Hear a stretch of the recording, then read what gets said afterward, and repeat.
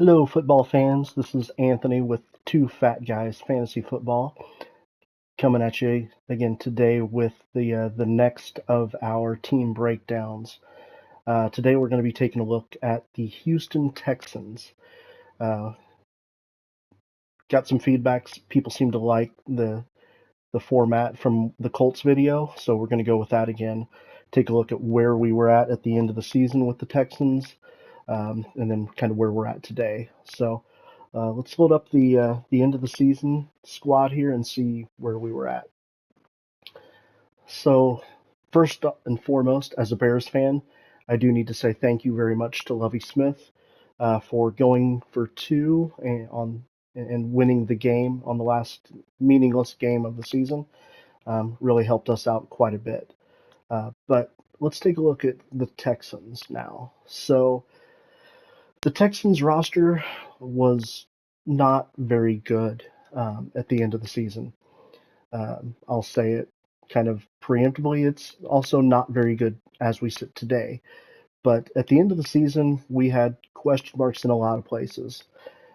Davis Mills, who showed some flashes in his rookie year of maybe being the guy, um, really kind of showed a lot of regression in year two. He just kind of looked very lost on the field. So kind of proved that he is not the guy.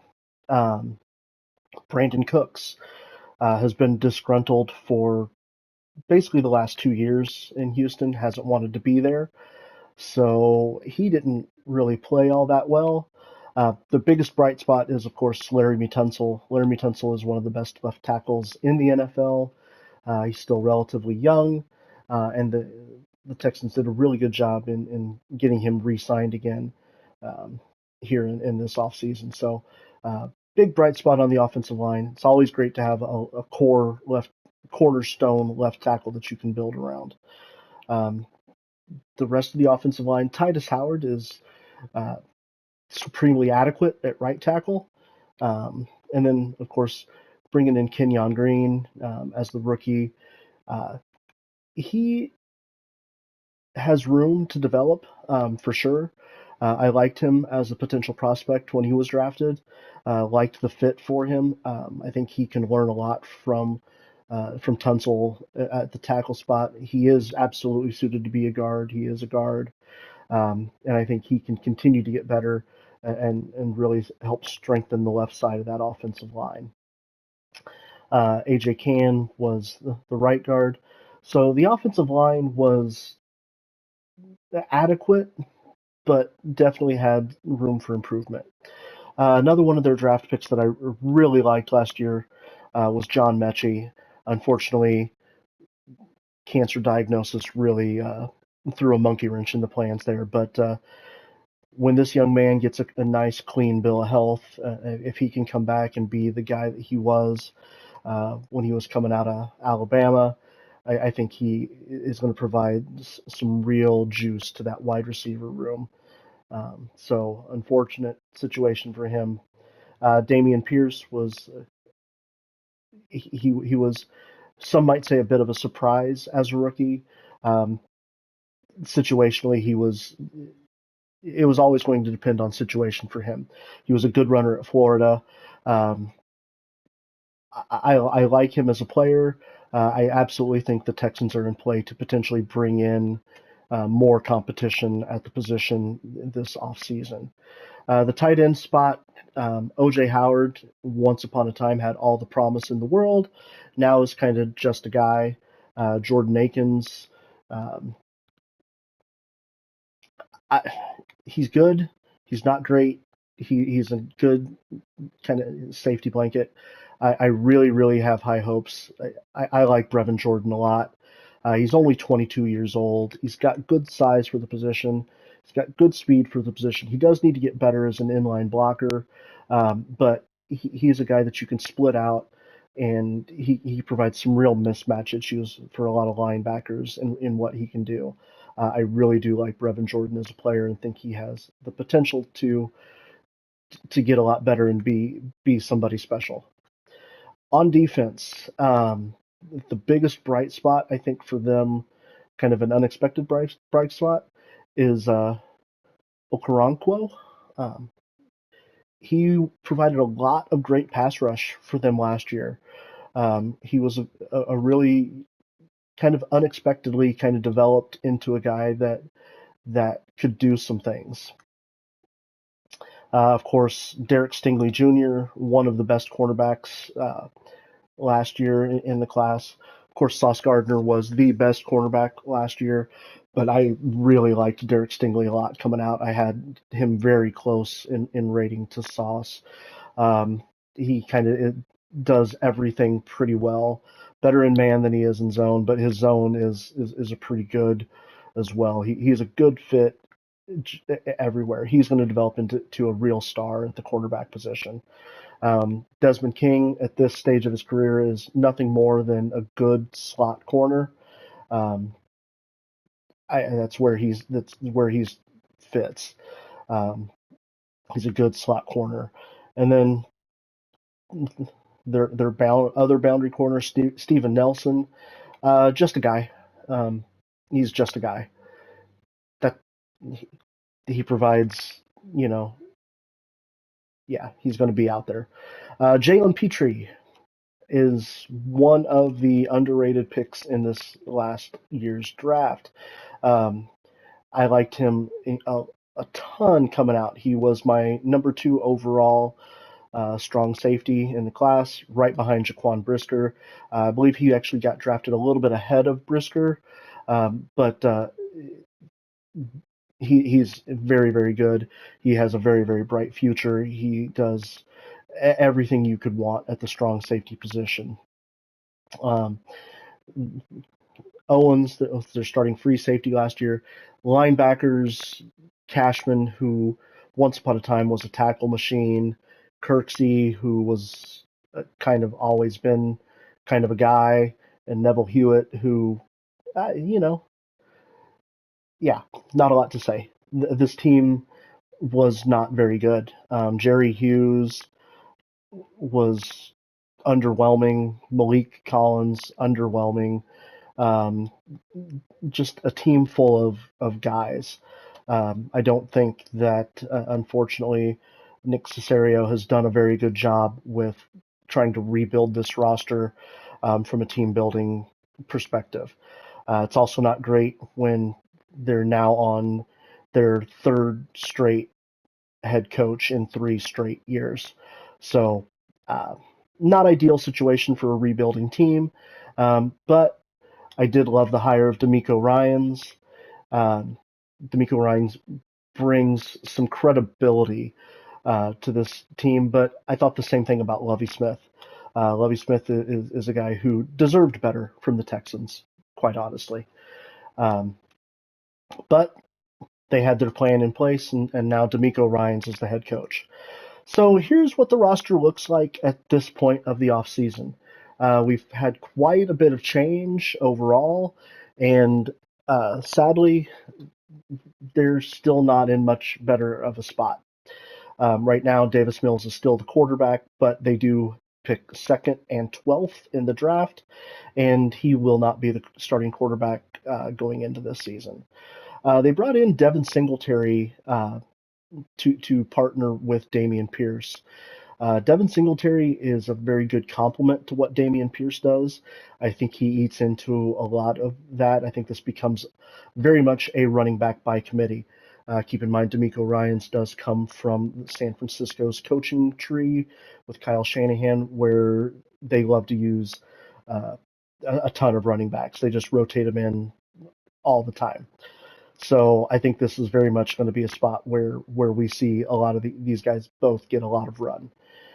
Their wide receiver room is also completely overhauled.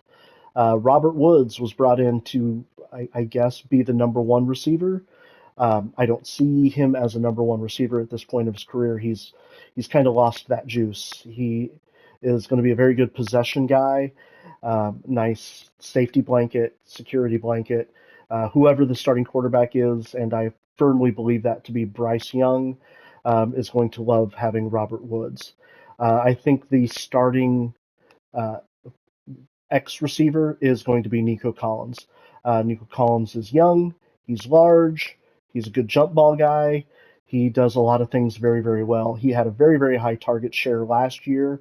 Um, I think it was around 27%, and I think that goes up a little bit more this year. So I think he's going to be your primary X receiver, and I think he deserves the chance to be that. Uh, Also in the receiver room, Noah Brown was also brought in. Um, the Texans stole quite a bit from their in-state rivals. They brought in Noah Brown and Dalton Schultz. Noah Brown did a lot of things really well for the Cowboys last year, kind of, I think, unexpectedly. I don't think anybody really knew who he was coming into the year, and by the end of the year, everybody kind of knew who he was. So, um, do I think he's really very good? Not really. I think he is kind of just a guy. I absolutely expect the Texans to use one of their higher draft picks to bring in another receiver. If that's number 12 overall, I wouldn't be surprised. If it's a second round pick, I wouldn't be surprised. I expect them to invest some heavy draft capital into the wide receiver position. But moving into the offensive line, we lost our two two of our interior linemen and our center and our right guard, but we did make a trade and brought in Shaq Mason to be the right guard. Shaq Mason is a little bit older. He's in the last year of his deal, and he didn't perform to the level that I think he expects from himself last year in Tampa.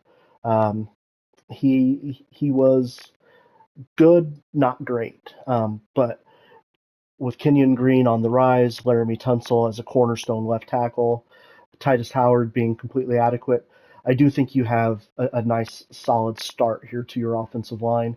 Would expect them to draft a center. I don't think you can go into the season expecting Dieter to be the guy. And the center class in this year's draft is really good. We'll look at a couple of those guys here shortly. Um, Tight end, I still expect Brevin Jordan to get a lot of run, and I think Dalton Schultz regresses from where he was with the Cowboys. I think he was very much a product of the system and being just a favorite target of Dak Prescott. I don't think he is as good as his numbers show. Um, I hope I'm wrong, but I think in this setup, I think you could absolutely see Brevin Jordan actually overtake Dalton Schultz as the number one tight end. So don't be surprised if that's something that could potentially happen later in the season.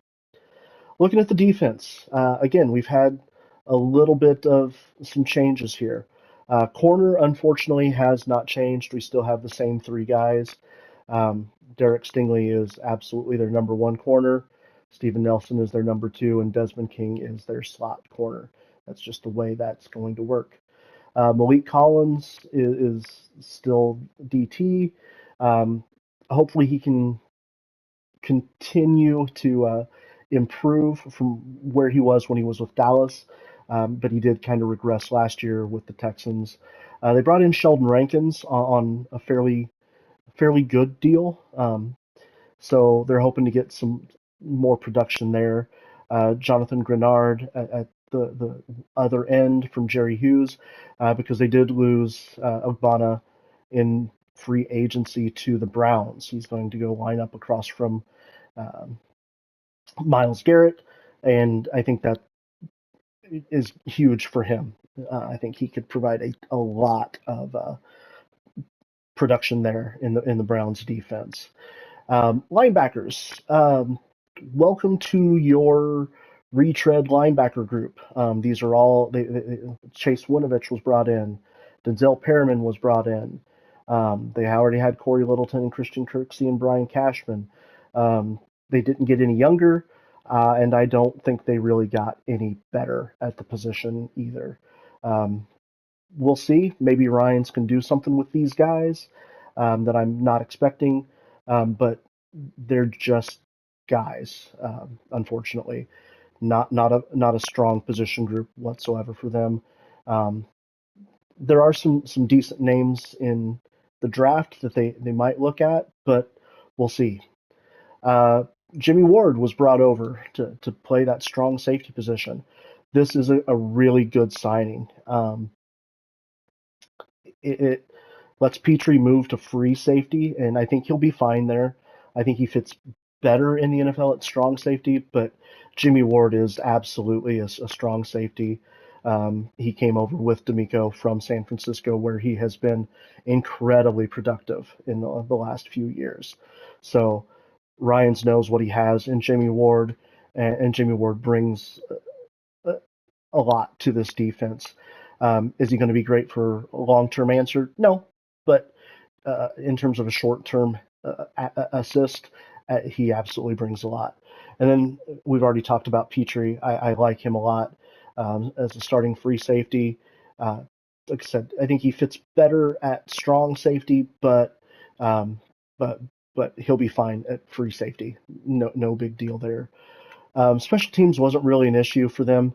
They're just okay. They didn't really have any kicking woes like the Colts did. So, um, yeah. So,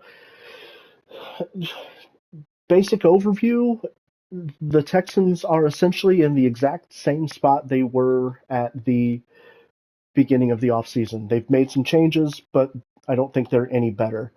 Good news is unfortunately, unlike the Colts, they haven't gotten worse. So, um, yeah. So there's that.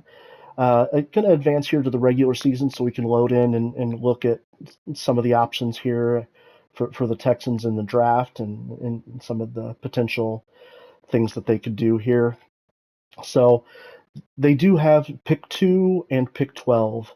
Again, thank you, Lovey, for winning that last game. So the Bears had the first overall pick, but now instead of having your choice of quarterback, you still get your choice of quarterback. Um, so with the Texans, I feel like they've been locked in on one guy in particular since this process started, and that guy is Bryce Young. Um, Bryce Young is his only knock is size. Um, there's no way that I believe that he's 204 pounds.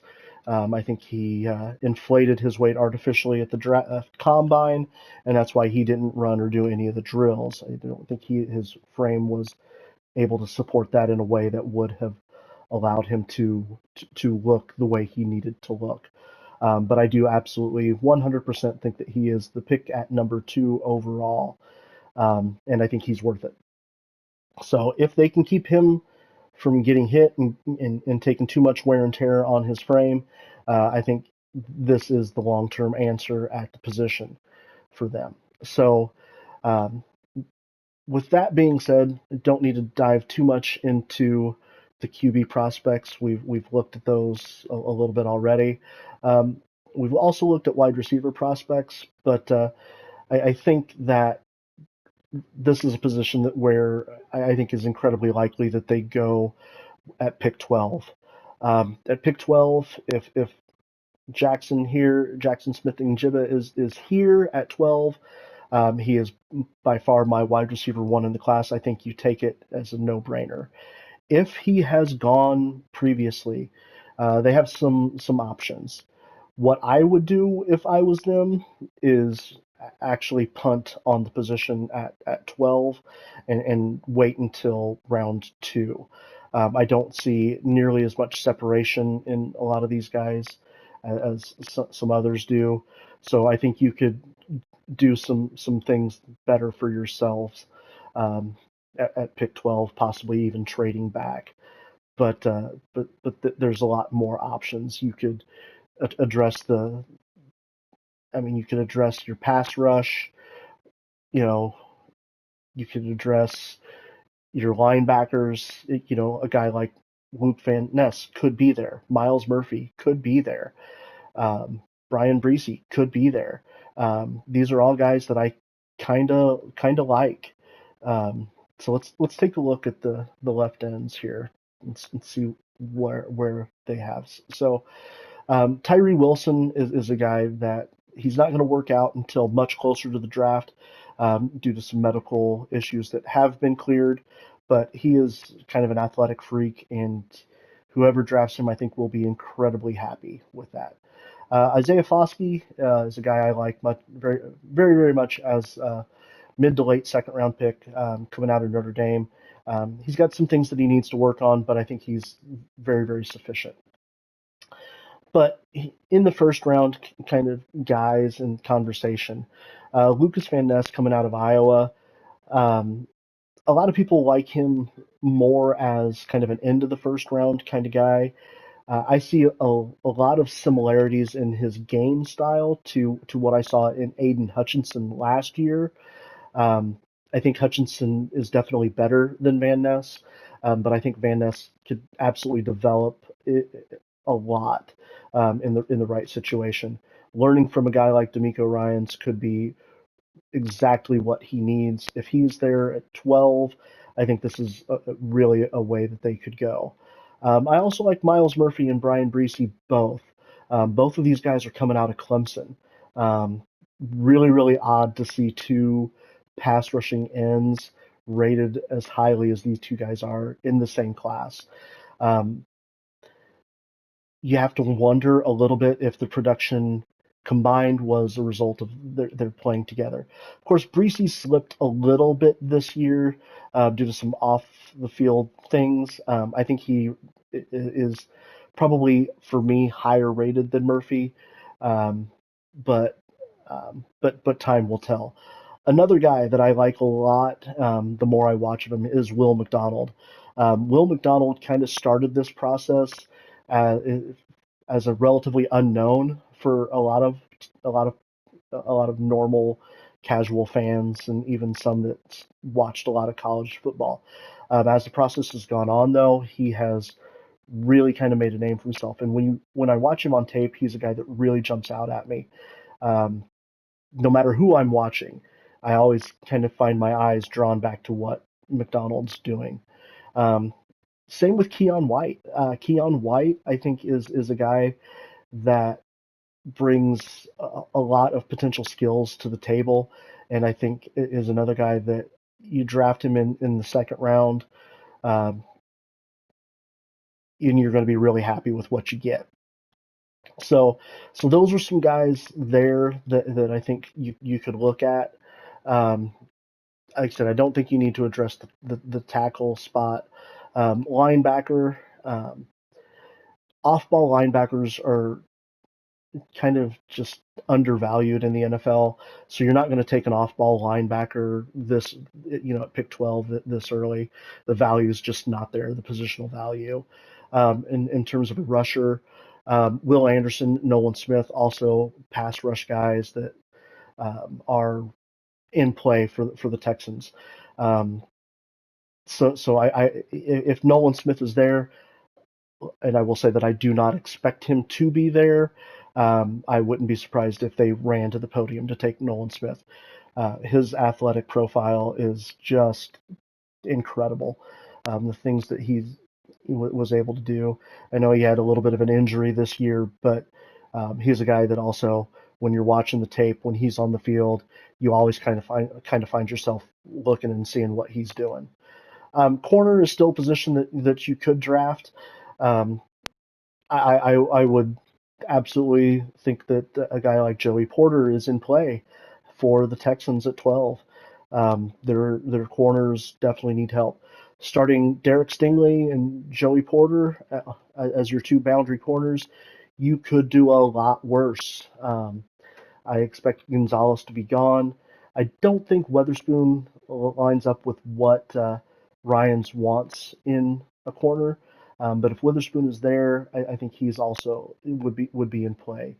Um, I like Deontay Banks a lot. I think he falls a little bit, but yeah, he for the Texans wouldn't be in play at 12, I don't believe. But if he's still there at round two, I think you might be interested and you might take a swing there. Another guy in the second round that you might take a swing at if you're the Texans would be Keely Ringo if he's still there. I mentioned him a little bit in a previous video, but let's just take a look real quick at Deontay Banks and Keely Ringo. Like I said, Joey Porter is one of those guys that he's a plug and play day one starter. NFL pedigree. Yeah, you're good to go. Deontay Banks coming out of Maryland. This guy he's a 6 foot 197 corner who loves to be physical. His press rating is much too low in this save file. He is a press corner, and I think that's going to become obvious. He's a very physical guy, and he loves to get in and mix it up. Good cover skills, good speed. He is a guy that you could count on, like I said, day one. Keely Ringo, he is going to fit kind of, if you're looking for guys that are going to surprise, kind of like Tariq Woolen did last year. This is that height, weight, speed guy. 6'2", 207, 90. I mean, he's a speed. He's he's good. He's everything you wanted there. Um, had the draft happened last year and Ringo been a part of it, he would have probably been in the conversation to be one of the top corners as well.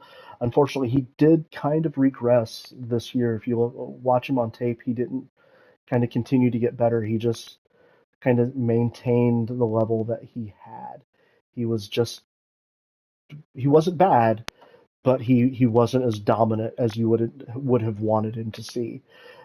Absolutely worth a pick at the end of the first, top of the second.